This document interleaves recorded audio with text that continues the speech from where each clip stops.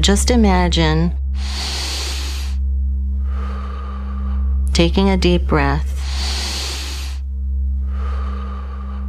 but not really being able to take that deep breath. IPF is it's a short form for Idiopathic Pulmonary Fibrosis, and fibrosis means it's a bunch of scars.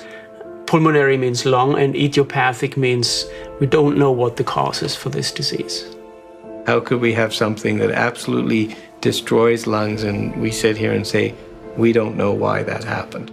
3 years ago, my mother was diagnosed with IPF. She had a lingering cough, and I continued to tell her, I think you need to get to the doctors. And she did, and they prescribed her antibiotics, saying it was just one of those coughs in the winter that is hard to get rid of. Patients will tell you about how it was 6 or 8 months that they often felt lost till they had the right connection and the right person diagnose their disease. You know, when they hear that they have pulmonary fibrosis, they're relieved that they don't have cancer. And, you know, really, in some cases, it would be better to have cancer because the risk of dying from the pulmonary fibrosis is really very substantial over a small number of years. The chance to survive breast cancer is like 80% now. The chance to survive IPF is 0. There is no cure for IPF. The only thing that we can do is try to slow the progression of the disease. The scar formation, which is a natural process in life. So you have a wound on your skin, it has to heal, it bleeds, it has a scab, and it has to develop a scar. But that process stops once the wound is closed. And in a disease like IPF, that process doesn't stop. It's a reason why the course of pulmonary fibrosis is sometimes unpredictable. And people are stable for quite a time, and then they have a flare and things really abruptly deteriorate. Sometimes people progress very rapidly within months, and sometimes it's very, very slow over years and years. We don't know what sets it off in the first place in most cases. We understand a lot about the cells and molecules that are involved, but not what triggers it. Scars typically start at the outside of the lungs, gradually get worse over time. Within a couple of years, these scars build up and the patient is getting breathless. Each day becomes a little more difficult.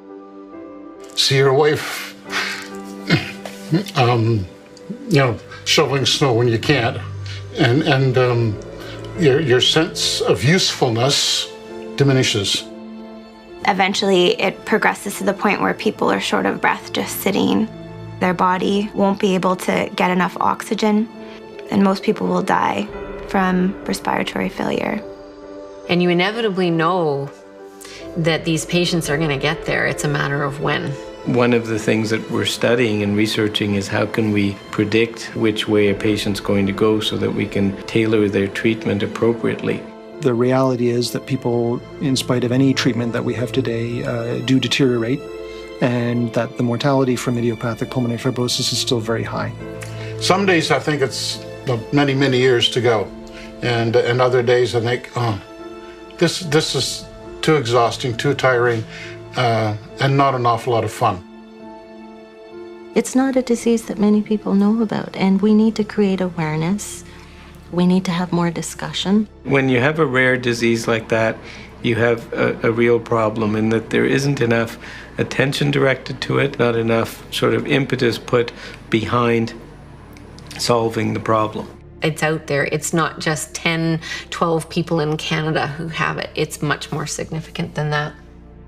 Between like 12 to 14,000 Canadians who have this disease. You have a very serious disease here. I'm somewhat frightened of not being able to breathe, and what that does to your body, and what it does to your head.